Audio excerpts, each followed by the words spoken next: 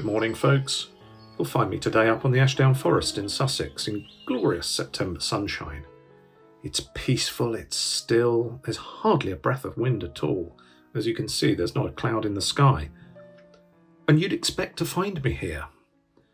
After all, I'm a landscape painter, and being close and connected to my subject makes an awful lot of sense, right? But it's not actually the painting itself that's compelling me to be here. It's the landscape. If I had neither the inclination nor the ability to paint, I'd still be here, enjoying the experience of being in the countryside, because to me, it's all about the landscape. What I want to do is give you a few little signposts, if you like, on the path to becoming a successful landscape painter. And the first one's this. To be honest, I can't overstate its importance. Don't paint subjects that don't inspire you. For example, if you don't really like people, my suggestion would be that you don't become a portrait painter. If you've got a serious problem with pollen allergies, then also probably don't think about doing botanicals. I know this may be a bit of a truism, but to be a landscape painter, you need to have a love of the landscape, and ideally you'll love spending time in it. I understand that some people aren't able to do that, and I get that, and I appreciate that. Just you watch. Once you are driven and motivated by your subject, you will see the quality of your paintings going to a whole different level. And I know for sure that my best paintings are of the places that I know really well and have the deepest connection to. But if your motivation is the act or the physical process of painting, or fascination with new equipment and the need to collect more and more of it, rather than being inspired by your subject, I doubt that you'll ever really fulfill your potential and become a credible landscape painter.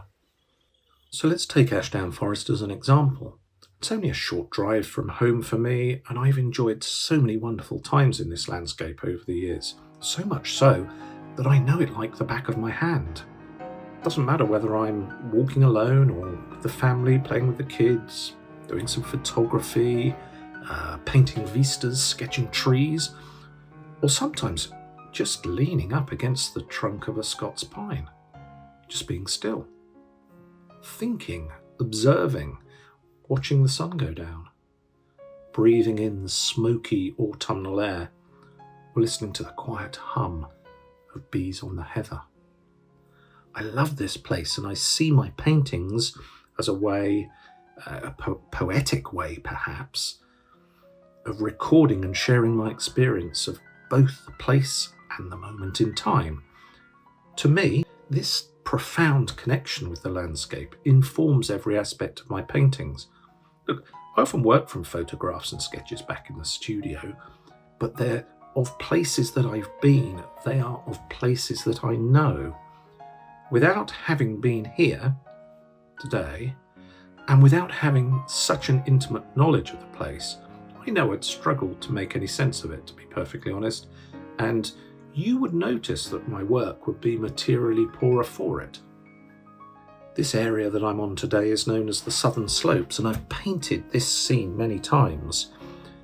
To me, it just seems to have a natural composition. The deeply rutted lines of the footpath and the bridle way lead the eye into the scene, and then that falls away into the valley, across the Sussex Weald, onto the South Downs, which is that ridge of distant blue hills close to the coast.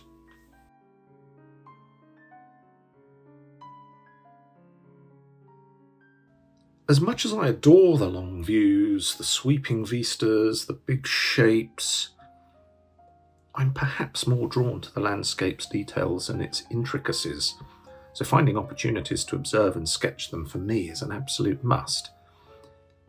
And this is how I look at the landscape whenever I'm in it.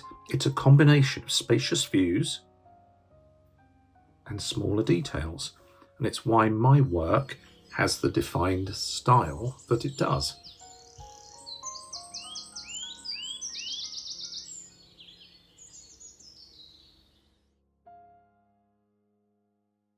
Now that brings us nicely to our second signpost, and it's this: understanding your style and allowing it to develop naturally. It's a really, really important thing, and it's an area that's causing a lot of people that I have correspondence with quite a few problems in learning how to paint landscapes. And there are three factors that have an impact on your style, and I will go through those in the course of the video. And the first one is this: the style of your work is determined by how you view the landscape. Hear that? How you view the landscape, not how your art tutor views it, not how the painter whose work you dream of emulating views it, certainly not the painter with the most likes on their Instagram page. We're not that worried about how they view it either. No. What is it that you see? What are you interested in looking at when you're in the landscape? Perhaps it's immersive foregrounds with high horizon lines that sort of draw you into the picture or the scene in front of you. It might be that you're drawn to big skies and low horizons, perhaps, or wide sweeping views, large tonal shapes, small little intricate landscape details. Do you prefer to view the landscape contre-jour? And that means looking into the light and it creates dynamic tonal ranges and muted colours. Or maybe you're like me. Do you prefer the golden light just after sunrise and just before sunset, where you have a combination of intense warm highlights and cool soft shadows? So give some thought to how you look at the landscape and what your preferences are. It is a significant factor in determining your style of landscape painting.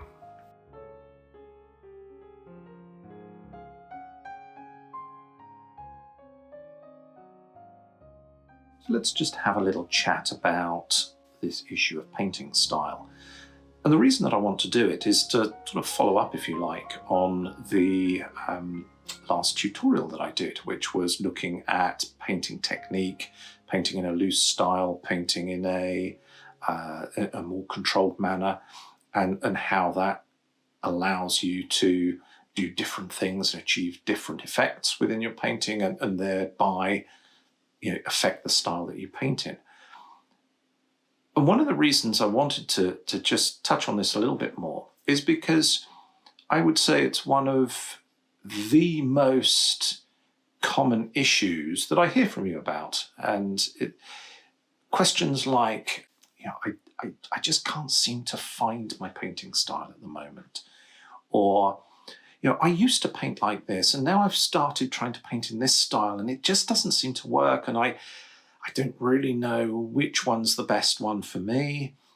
Or sometimes you'll go on courses and pay for expensive tutorials and feel that that particular style that you've learnt about or been taught about is the one that you should adopt in your paintings. And part of the problems with this issue of style arise from the fact that there is far too much imitation. So you might have a favourite painter and you look at their work and you just think, oh, wow, it's amazing. I'd love to be able to paint like that. And that is exactly the style that I want to paint in. There's nothing wrong with that. But the reason that that painter paints in that style is because that is how that painter looks at the landscape, feels about the landscape when they're there, and how they choose to communicate that. And that invariably is always going to be entirely different to the way that you look at the landscape, the way you feel about the landscape, and the methods, the tools, the techniques that you use to communicate that to the people that view your work. Allow your own skills, your own vision, your own feelings, and your own techniques to determine your style. And where this really becomes a problem is then when you go and do a second course and the style is completely different and you think, actually, I'm going to try that one because I think that's better than the first one. And then you sort of get caught between the two. Neither of them are your style. And all of a sudden, you're slap bang in the middle of this sort of whirlpool of confusion with regard to painting style. And it doesn't help, and it really hinders your progress. I know that because that happened to me. After I'd been painting professionally for a couple of years, I started looking at the work of other artists, and I thought to myself, yeah, do you know what? The ones that seem to be really successful at the moment are the ones that are painting very, very abstract, very loose and impressionistic. And that's what I have to do because I want to have that level of success too. And that seems to be what people are buying at the moment. And so I tried to paint like that. And do you know what? I might as well have been doing underwater basket weaving or something entirely unrelated to painting in watercolor because it was so unnatural. It didn't correspond to how I look at the landscape, how I feel about the landscape, the way I like to paint it. And trying to do something that was a little bit contrived and didn't come naturally, well, the results were laughable, to be honest. And so I thought, do you know what? No, I'm not going to do that. I'm just going to carry on plugging away with my fairly detailed representational watercolors. And I stuck at it and I allowed my style to develop organically and naturally to the point, I've sort of become known as the guy that does the detailed representational atmospheric watercolor landscapes.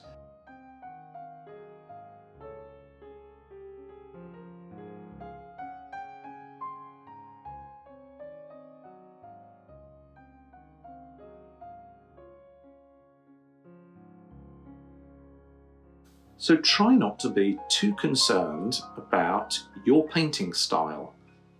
Just allow it to develop naturally. Use other people's work as inspiration by all means, and you will find that helpful to an extent. But don't let it drive you, and don't let it dictate how you're trying to paint the landscape. It's just down to you. You are the one that will set and determine your style of landscape painting. Now, the other thing I just want to clarify quickly is the issue of photographs and using photographs, because I don't want you to misunderstand what I'm saying here.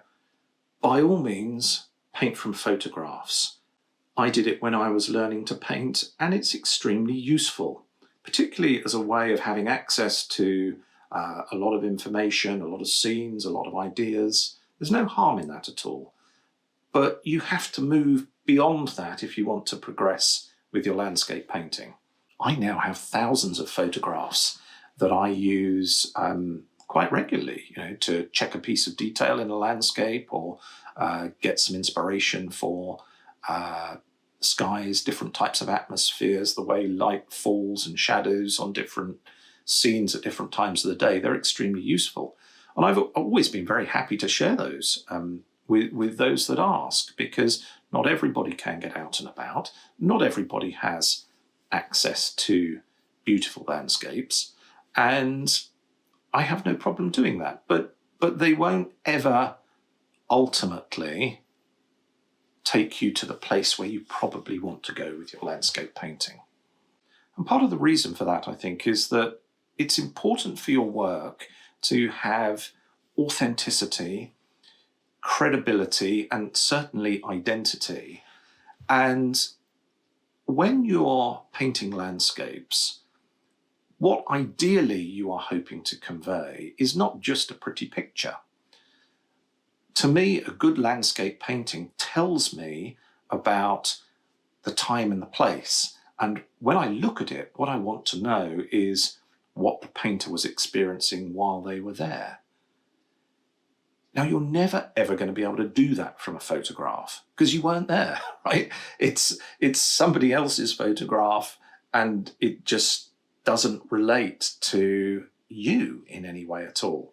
And that's always noticeable to some degree, I feel, in landscape paintings. And this is important because, as I see it, the landscape is the most articulate document that we have that describes the, how shall I say, the collision between humanity and nature. It's all there, it's in the landscape. And I write about this in my blog, and thank you to those of you that have subscribed. If not, it's called Our Landscape, and the details are at the top of the YouTube channel here. And have a look at it, because in there I talk about this important relationship between human beings and nature, and the extent to which we sort of exist together, and to which the landscape describes that. And that, I suppose, is why I want paintings to tell me about your interaction at a place in time. And you just can't do that if you're just stuck painting from photographs all the time. There are, of course, other limitations in working from photographs, and I'll do a separate video on that, I think, at some point in the future, because it's worth getting into that in a little bit more detail. And that's not really the point of the video today. And I think that's it, actually.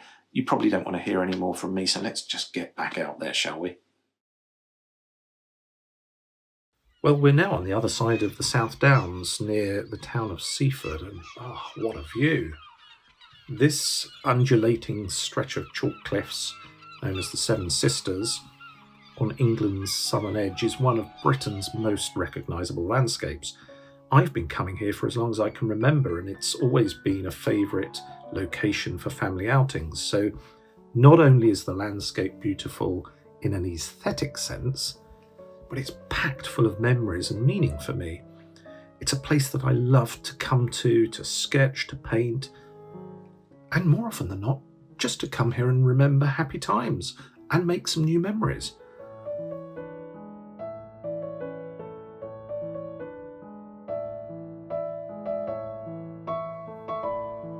And this is the second factor that will determine your style as a landscape painter. How do you feel about the landscape? What emotions do you experience in the landscape when you're there? Are you calm and peaceful? Or are you excited and energized by it? Or you may even feel overwhelmed or insignificant. Perhaps you find that your thoughts move away from what you can see and experience, and everything becomes a little bit more metaphysical. You'll also find that your reasons for being in the landscape will have an influence on how you're feeling about it. And this is why the importance of being outside and in the landscape just cannot be replicated by simply plucking an image off Google or Pinterest. These feelings and emotions, they're rarely excited by a two-dimensional image on the screen of your iPad that's smudged with fingerprints and about to run out of battery. I've received many kind and generous comments from those that follow my work over the years, and thank you. But perhaps the one that sticks in my mind the most is this. Ollie, I wish I could live in your paintings. They look so peaceful. It's no accident that they do, and it's not through any sort of conscious effort on my part to make them look like that.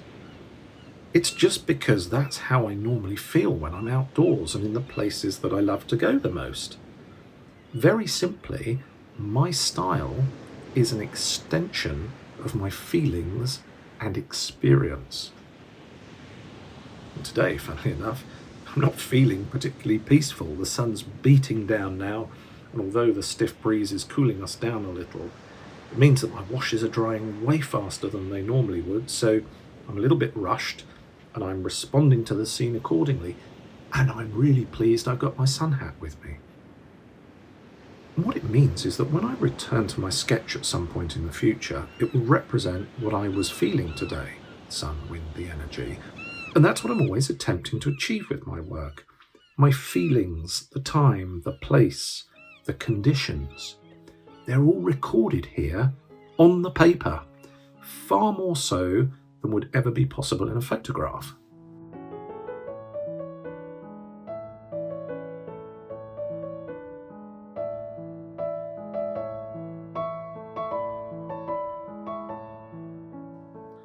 Okay, let's just recap a little bit. How you look at the landscape and how you feel about the landscape will help to determine your style. And the final factor is this. How do you choose to communicate this? What media and methods do you use? What are your preferred colours? How do you make the marks that you do on canvas and paper? What are the tools that you use and the brush strokes that you deploy? Does a loose technique help to express what you see and how you feel? Or, I don't know, maybe a tighter, more controlled approach is a little bit better. And we looked at that in the previous video that I did. Have a look at it, because it just gives you a little bit more colour on this. Well, it seems an opportune moment to talk briefly about equipment, certainly in the context of painting outdoors. And it's the third signpost on the path to becoming a successful landscape painter.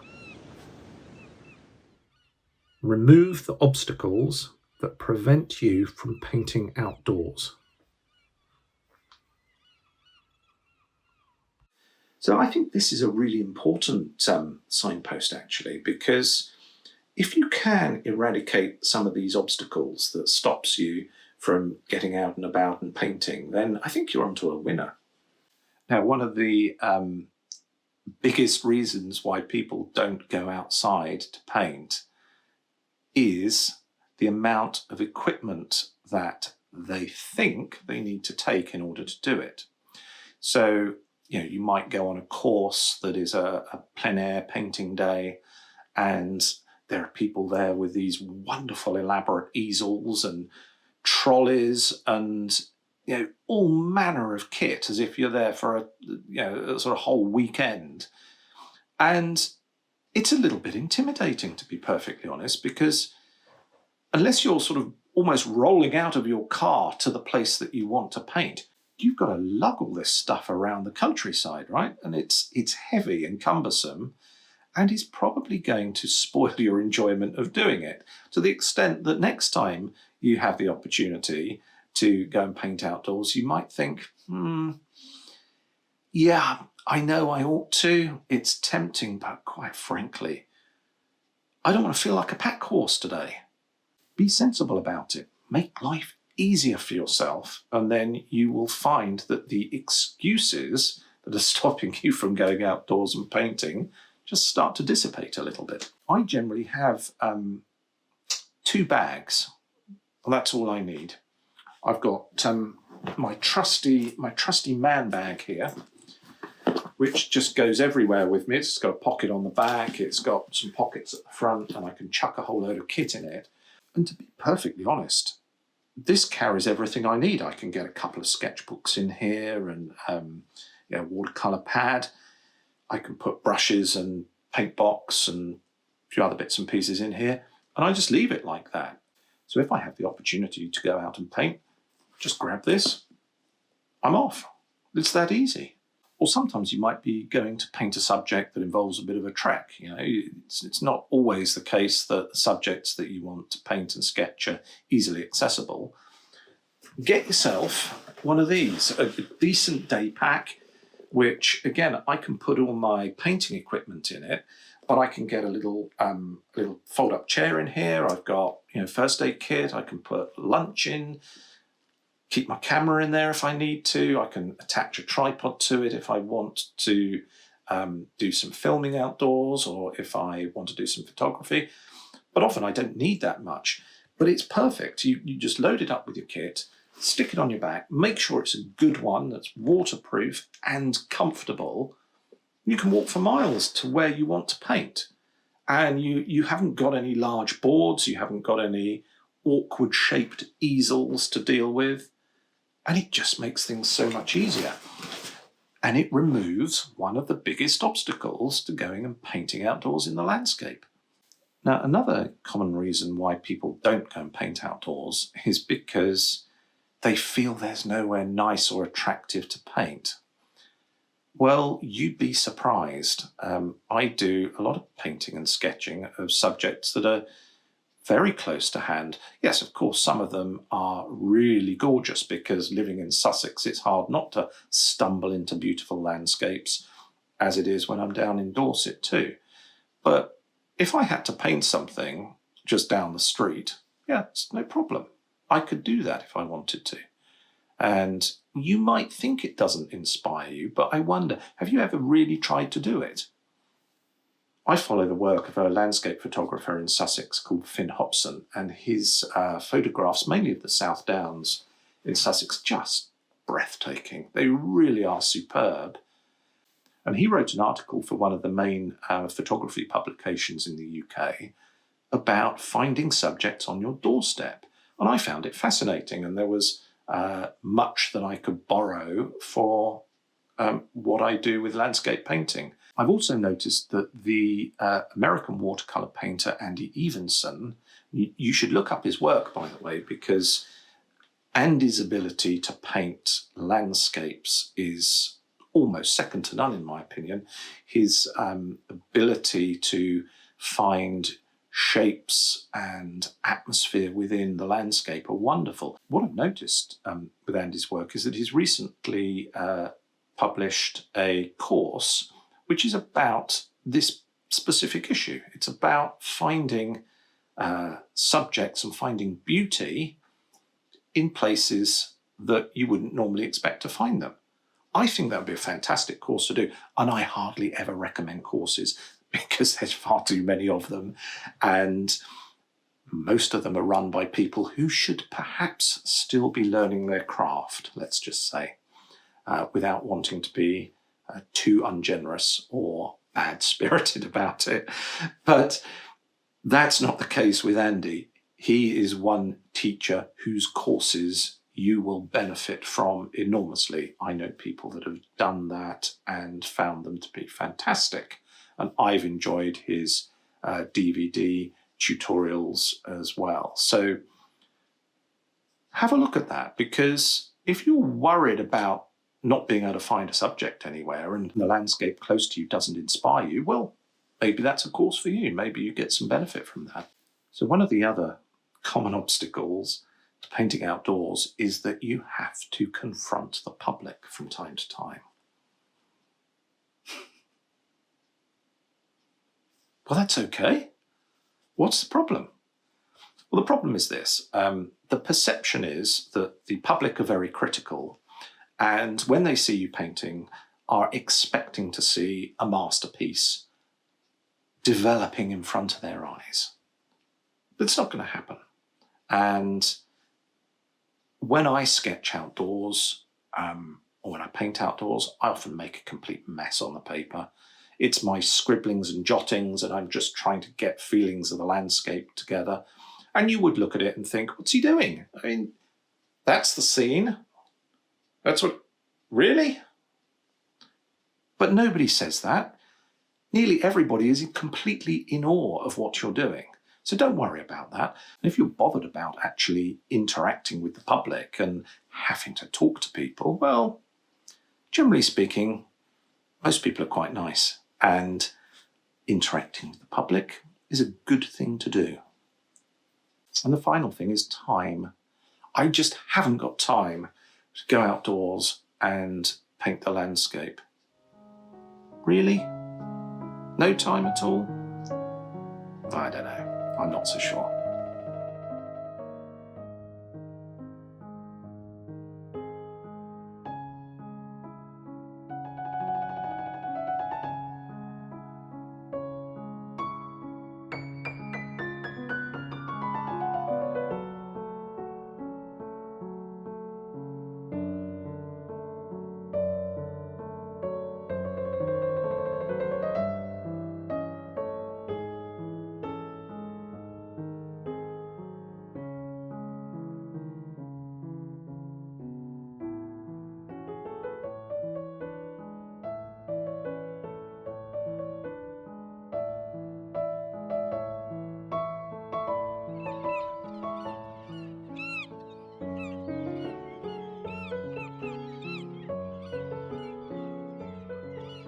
So I hope this video has been helpful.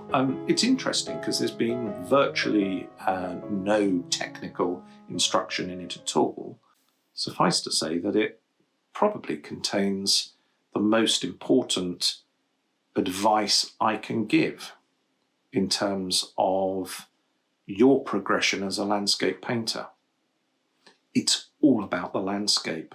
You've got to have a love for it. You've ideally got to be in it. You've got to understand it. And you will see that your style starts to develop from how you look at it, how you feel about it, and the tools, the techniques that you use to communicate that. And what you'll start to find is that the nature of your questions as you move along the learning path start to change. Instead of asking, well, should I use a number 6 brush, Oliver? I can see that you're using a number 8 brush, but do you think I should be using a number 6 brush? Or, yeah, I've actually bought these paints. Do you think I should be using these paints? Or discussions on paper or whatever it is. Important as they are, you will start to ask entirely different questions.